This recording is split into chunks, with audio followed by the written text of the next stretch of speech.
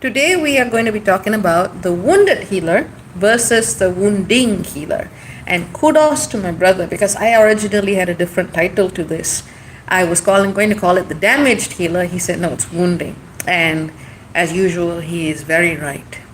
So, kudos to him and much gratitude for feedback on this piece, which I know is going to trigger quite a few people. But sometimes the most important stuff does. And more often than not, that tends to be the work that I do. So, most, if not all of us, have some understanding of what a wounded healer is. And it basically means all healers. Because if you tell me you found a healer or facilitator who has never experienced a wound, or someone who has never gone through pain or suffering, either you have gone directly to God, beyond all negativity, or you have basically conned yourself. Because every one of us, on any part of our facilitative journey, are always in some situation of learning, healing, getting beaten up, recovering from it, looking at shit we didn't know we had, purifying that, and then getting back on the horse. Every single one of us does this. This is, healing and wounding are intimately connected. Now, I don't think that you need to get beaten up almost as hard as I do all of the time to heal. But, some parts of it is also part and parcel of your journey. For me, for example, I have Chiron opposed my Saturn. So this is part and parcel of my journey to work through and figure out. I ain't complaining, I'm just saying it as it is. And people who have similar experiences to me will tend to have very strong Chiron placements. But that is okay. And I want to be very clear. This work is not intended to shame, blame, or in any way demonize those who have gone through trauma and pain, because none of us are exempt from it. Everyone is going to, at some point in their lives, whether they've done facilitation for years, whether they've just started, they're going to hit that point where they go, oh my God, I know absolutely nothing. And that happened to me. Whatever I tell you is not some theory. I live it. That's why I talk to you, because I know what I'm talking about, because I lived it. It's how it goes. I encountered, after looking for so many years, going through so many people, getting myself even more beat up by people who didn't know what they were doing. When I finally met the right facilitator for me, who I call my teacher, he doesn't like that name, but that's why he's my teacher. I remember the first session with him. And even though I was someone who was very diligent, always focused on trying to improve myself, always try to figure stuff out, I realized in that first session that I knew absolutely jack shit. And I felt like crap for a week afterwards. For a week, I felt punched in the gut. And had I just walked away from that thinking this was a bad facilitation or I'm not worth anything, that would have been the end of that particular story. I looked at it. I looked at, why am I feeling bad? What did I learn? What do I need to do to get back on the horse? And that's what I did. And this was years ago. But that's the power of what a good facilitation can feel like, especially if there are things that you need to be shaken out of. Which is why when people come to me, either the person is already on the same vibe as me and everything is going along la-di-da when we're gelling together, or the person really needs a kick in their pants. Not by being harsh, not by being mean, but just by being compassionate and not sugarcoating things. That is enough to make a person feel that way. But that's not what I'm talking about when I talk about the wounded healer. But let's first establish there's nothing wrong with being wounded. There's nothing wrong in having trauma. There's nothing wrong in baggage. That's part and parcel of this. But a wounding healer is very different. Now, I've actually written this down because for the most important articles and videos, I do tend to write it down so that people can also read it. Because not everybody works well with the video format, and that is fine. Sometimes, because I am extraordinarily sensitive, I might watch a video with the sound off and just read the captions. Because those are my energetic needs. There's no disrespect by that. So for very important videos like this one, there will also be an article provided. So a wounding healer is someone who is not about feeling uncomfortable because someone has... I knew this was going to happen. I knew it. There's lightning in the sky. As I was preparing to do this video, So it was like this lightning and thunder and everything outside, and I was like, oh dear. But okay, so getting to it. A wounding healer, not a wounded healer, is someone who it's not about feeling uncomfortable with facilitation. It's not about feeling like, oh God, I have just had my ego handed to me and I need to go and sit and cry for a week. It's not about that. It's not about truth tellers who are speaking truth even if it's uncomfortable. It's about people whose truth causes harm because the healer does not want to get uncomfortable. It's about people who have settled into a certain specific understanding of truth that puts them on a pedestal, that doesn't hold them accountable, that doesn't help them or the other person, and they stick to that truth. And because the person receiving healing may be in a dire state or they don't know any better, they go there and then they get hurt. Now, it can happen at different levels. It can be getting an idea of yourself that wasn't really true in the first place. Lord knows I've had to work through projection. It can be literally getting psychically attacked by whatever baggage the facilitator is holding and has not cleaned for themselves. It can be actually having really important information withheld from you because that person refuses to see what it is because it makes them feel small or makes them feel inadequate. That is a wounding healer. And it becomes more and more significant when you actually go to someone to do very, very in-depth spiritual work. And there is a reason I'm talking about this now. In the skies, we have Mars, Mercury, and Thereus the hunter-stalker, all very close to each other, all in a very tight alignment to Vesta the priestess, Nessus the abuser, and the great attractor in Sagittarius, all of which deals with truth. So this is a time where if you choose the wrong person, you are going to find yourself on a path that you didn't need to be on that will bring you a lot more pain rather than good. But this is a nuanced subject. So again, when the article is out, you're probably also going to want to read through that to make sure that all aspects of it that need to be covered have been covered. Here are some attributes of wounding healers. They do not understand the energetic consequences of their own work. They have not looked at their own energetic boundaries and hidden complexities. They are under contracts with unaligned energies and may not even be aware of it. Sometimes it's a case of unalignment, and sometimes it's a case of just fundamental incompatibility. A healer who is unaware of what they are actually doing can bring that to a client. Healer, facilitator, teacher, guru, leader, anybody. Other attributes of wounding healers. They lack the required skills, perspective, or experience for the actual task. Now, I'm never going to blame anyone for not knowing everything all at once because that's impossible.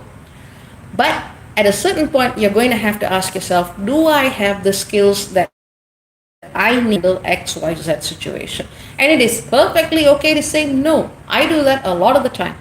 When I feel like, you know what, this is kind of over my head, I don't have the tools for this, I will refer someone to someone whom I feel has the tools. That is a healthy practice. A wounding healer will not acknowledge that limitation. They will assume that they can fix everything, they are the end-all be-all, whatever is due is done with their best intention, so it'll all turn out all right. It doesn't work that way. As I was telling my T23 group, your intentions do not count for anything if the seed that you set is being set in poisoned soil. And that is the same standard that needs to be held when someone is giving, offering, or receiving any kind of spiritual service. One of the reasons why spirituality has become so commercial is because there is no oversight. There is no way to have that in a human form that is not going to get corrupted again, which is what has happened to a lot of mainstream religions. So people can claim anything. They can say, I'm now a channel for this, and someone is going to go, oh wow, you're an angel? I'm going to follow you. And then they get spiritually beat up. Yeah, that has happened so many times because people are not even aware that they need to ask these questions.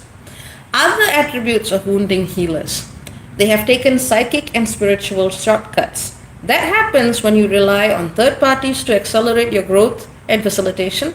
That also happens when you use substances, even if they are sacred indigenous plants, which I have respect for. But if you use them in a way to take a shortcut, you will open a lot of back doors for yourself, but also for anyone that you facilitate. Wounding healers are also in an extreme state of emotional, psychic, or spiritual disassociation, often accompanied by paralysis and fear. Now, if a person actually knows this about themselves and continues to do deep spiritual work for others, they're pathological. Just know it is wrong. But most of the time, people who do this are not even aware that there is an attribute of themselves that they have not even acknowledged or begun to acknowledge. And there are many reasons why this could be. Past life bullshit is the main theme there, as are hidden contracts, as are ancestral issues. But that is the thing. To actually become a facilitator who is not going to wound your clients, you need to do all of this work. Which is why when people ask me, is this the right path for me? I tell them, well, this is all of the stuff you have to do if you want to do this for real and in a good way. Are you actually willing to put in this much effort? Most of the time the answer is no.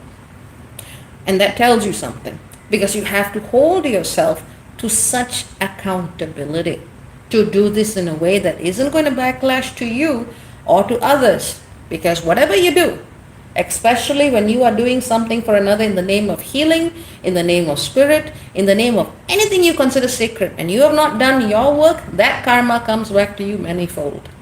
And that is not a good thing for anyone. So it's good to actually ask yourself these questions if you're interested in giving or receiving facilitation.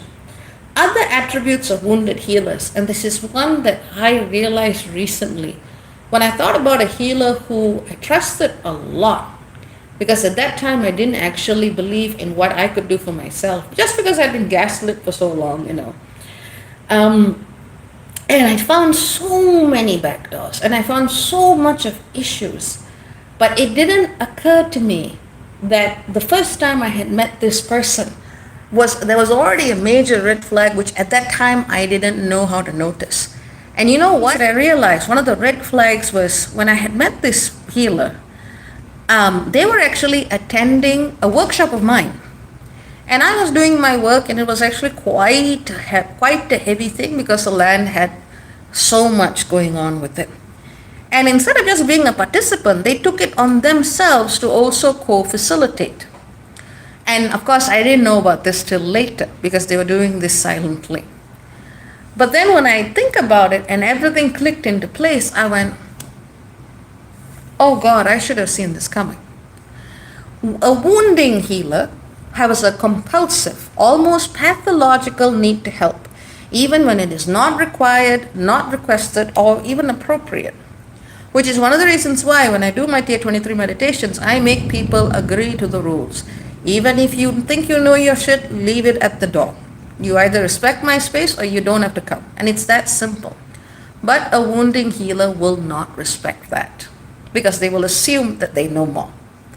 Now, another thing that wounding healers tend to do is to justify harm in the name of the greater good. Now, one time I asked someone, and I've met some good people, but I've also met people who have looked at and gone, oh dear God, why? Why did this happen? Why did you give me such bad advice? And I've heard oh no, but it needed to happen this way. You had to be wounded because of karma, because of spirit, because of this, because of that reason. And of course, that's BS. There's no greater justification for giving a person bad advice. It just means it's bad advice. And when I encounter people like this, I don't actually do anything. You might think that I basically call them and tell them that I think, well, you can imagine what I might say. But what I actually do is I just disengage. Someone like that is not going to listen to you. And even if they internalize the fact that something they might be doing is wrong, they're going to blame you for having insecurities. It does not work. You just cut the cord and you keep moving along. It's hard, and there's always a legitimate anger that comes up when you realize this has happened to you, but sometimes that is the best thing to do, because it's not your responsibility to fix them either. Let me continue with the list. Other attributes of wounding healers are they lack adequate spiritual clearance for the role. If you are working with, even if it's spirit with a capital S, you need to make sure that you have the permission to work. Because even if you can do something, even if you have a certain skill, if you are doing it in opposition to the larger energies of spirit, again, that is going to bite you in the butt. Most people don't even think about this. Just because they can do something or they feel they've got a qualification to do something, they mess about with another person's path. And that's also not right. And that also causes a lot of unintentional harm. And last but not least, they refuse to be held accountable. Now, this is just like it's a foundling list. I haven't seen this written anywhere else.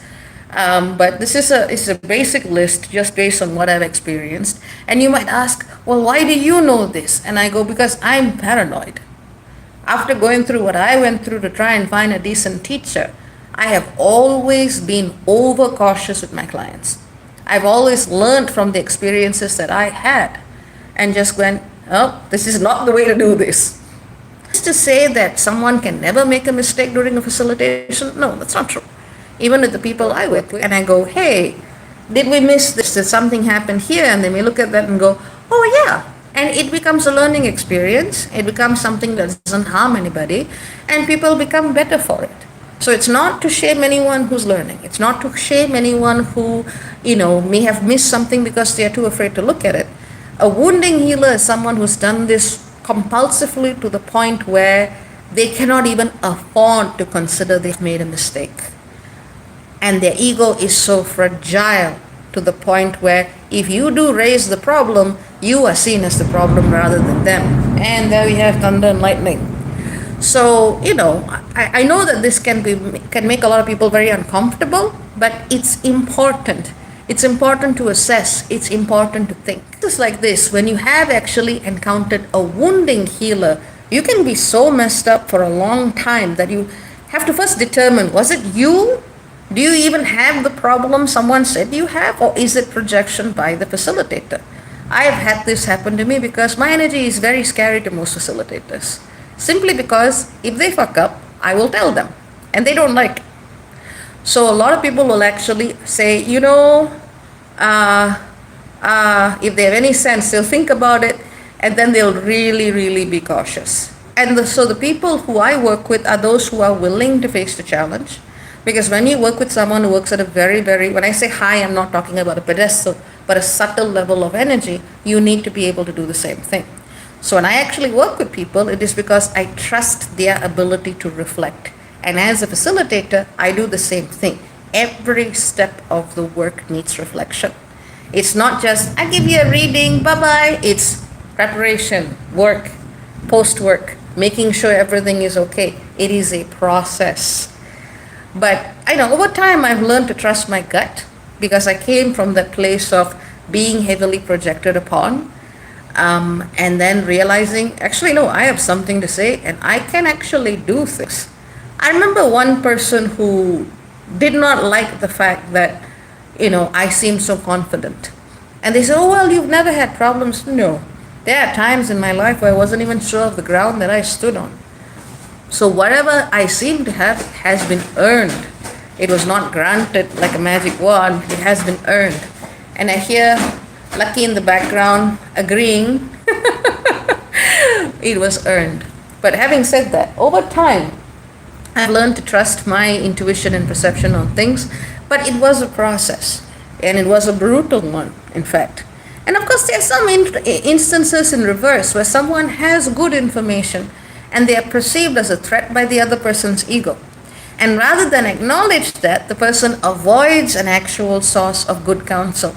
If you find a teacher or healer like that who scares you shitless and you realize it's just your fear because you don't want to know what they have to say, listen to what they have to say despite the discomfort. That is not the same thing as going to someone with 10,000 back doors. And my brother asked me as I was, reading this out, he said, what if you're someone who doesn't have a good sense of intuition or awareness? What if you don't know what a gut instinct is? How do you define that? Because sometimes, and this is a very sneaky version of it, a wounding teacher does not always feel bad. Sometimes they feel great, and those are the hardest ones to actually see through. Sometimes you encounter someone who just makes you feel so good because they are so holy and everything is so wonderful. And eventually what happens is you end up addicted to that person's energy. It's also one of the reasons why I do not take clients repetitively because I do not want that kind of addiction to happen. And it happens if you have a very, very strong connection to spirit. Sometimes a wounding healer will actually try to hook you in because they are able to give you temporary relief and you become more dependent. Rather than trusting your own judgment, rather than trusting your own connection with spirit, it becomes about the other person and what they can do and what they offer. And eventually, you are outsourcing your spiritual experience to that person who then acts as a gatekeeper that you didn't even need in the first place. And that can even happen when you feel good after a session. So, how can you tell the difference? And it's a tricky subject. But how can you tell the difference? So that is what my brother was asking me. And then I came up with a couple of things. I said, if you're not sure if this applies to you, look at the results. If you keep going back to someone and you feel good, but then over time you keep getting worse, or the problem hasn't been resolved, that's a possibility. There are other reasons why there could be, but that's a possibility. Another possibility is, again, addiction. You might look at someone as a kind of battery or starter for your energy, and you're not actually developing in yourself because you've outsourced everything. If you feel that facilitator needs to make more and more decisions for you, and you kind of rely on their judgment rather than yours in your everyday living, those are all signs it's going to happen.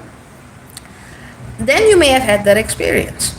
Now, acid test is if you do a cord cutting with the specific intention of closing any back doors to anything that could have come through a healing or facilitation session with someone, even if it's something that made you feel good at the time. If you feel lighter, if you feel freer after you do a cord cutting session with the intention of removing back doors with a healer or facilitator, you have identified a problem. And that is a very strong indication of you have encountered a wounding healer. Now, there is also another possibility that you may have been sticking your nose into something that you didn't need and also taken on their stuff which you didn't need to. That is also that possibility which needs to be stated. But one or more of these telltale signs can help you because it's easy to project. If you don't like what someone says, you're a wounding healer. If you feel uncomfortable, you hurt me. It's so easy to project on people that way. So when you have a list of things that you can look at and think about, then you have more of something to speak from. Have I received complaints like that? Of course I have. And 99% of the time, or almost always, it has been a case of, oh, okay, I see what you mean now, I got it. And everything has been cleared up in a span of a short email. Because it happens. When you do deep work and your ego gets cut or pricked, you're going to react. But in cases where you are dealing with a wounding healer, you may not get that resolution or closure. And that is something you need to be very clear about. There is no one that is always going to get 100% positive reviews. There's always going to be that 1% of people who are going to project on you because they want someone to play their drama out on. A lot of the times, people just can't handle what is outside of their scope of experience. I've met so many well-meaning people who ended up giving me a terrible time because the moment I looked at them and they looked at me, instead of helping me, I started triggering all of their shadow stuff because some people naturally trigger others. Some people do need to come with a trigger warning, but not in a bad way. One that says, come near me and your shit will come out. And that is something I also realized for myself. So, it's been a journey. It's been a journey, and I've had to work through a lot of projections and to know what is my shit and what isn't. And that has been a deeply revealing experience, and it's been deeply humbling. This entire journey is humbling.